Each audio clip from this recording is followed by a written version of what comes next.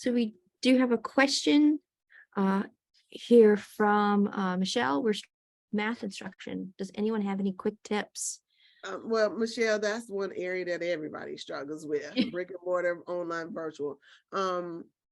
What we realized is, especially from the first 2 years and then after evolving, is although on the state assessments, you will have like a B, C, D, where the question and the answer is given.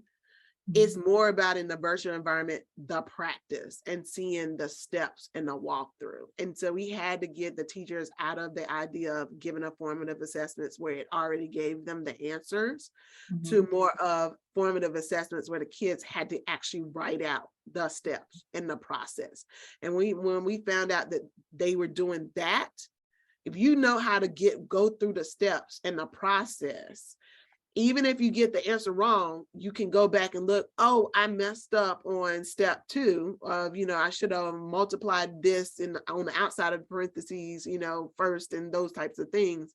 Then getting the A, B, C, D answer on the state assessment came easy and quick.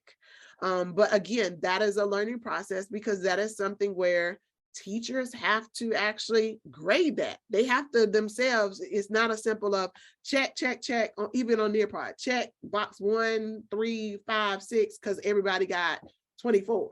It is a matter of looking at the steps. And so it takes a little bit more time for those math teachers to actually look at the steps and see, oh, Johnny didn't miss the step here, or everybody else got it, or whatever. And so that was something we had to train our teachers to do. I don't want to see just a simple A is 24, B is whatever. I want formative assessment questions where they have to write it in steps. That may mean you only give one.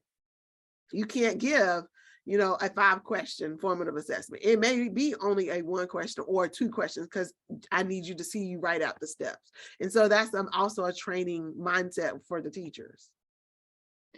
That really makes perfect sense, because kids being kids and smart with technology, I find that they are phoning some Google friends real easily and and choosing answers, but they don't necessarily know what they're doing. They just know that they got that answer right. But then when they're given, we just did our district benchmarks, and they're not good in math at all. And so we've got to fix that. So that's great advice. I really appreciate that. Thank you. You're welcome. Also added in the chat, I'm sure you've looked at digital online math manipulatives and things like that. But then I have seen a lot of educators having students film themselves as if like, let me teach you how to do this problem. And like they're the teacher. So through the video explanation of teaching somebody else, they can see if they've got it or not. And then they kind of share those lessons and get feedback from each other. So that's been an interesting thing to see. It's a kind of, they have to know how to use how to videotape themselves in that kind of situation.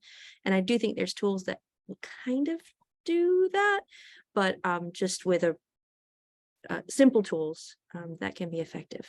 Yeah, I've seen them do Flipgrid. I believe Flipgrid is something that does it really quick, like a 30-second or something like that.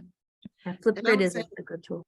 The other thing that we also noticed is you can't assume the kids know how to do even the calculators and stuff like that. Now with the check marks, check-ins, benchmarks, the state assessments being online, our teachers were still in the old school of the calculator in the classroom. That's not going to work in the online environment. So we had to actually have training on our teachers on how to really incorporate the online calculator that the kids would be using on those assessments and making the kids practice. We even had it where some of our teachers had it.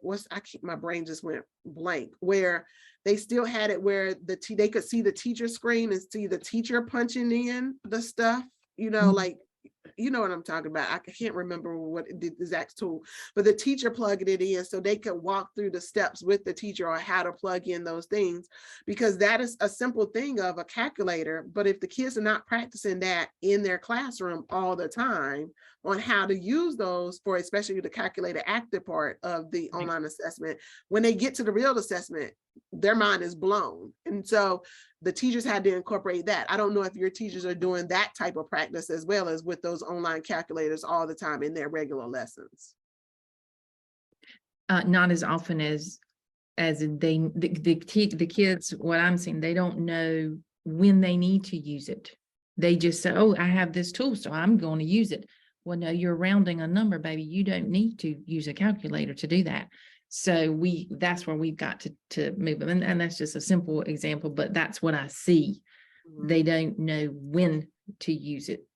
So that leads me to the belief that they just are not using it enough. As well as the different types, because the calculator they use for high school math is a different type of calculator they use for elementary. And especially with the COVID and stuff, and, you know, not real assessments. I wouldn't say real assessments, but remember in the 2020 year, they got rid of assessments. Then 2021, it was kind of like, well, kids could or could not take it without any penalties. Does it make sense?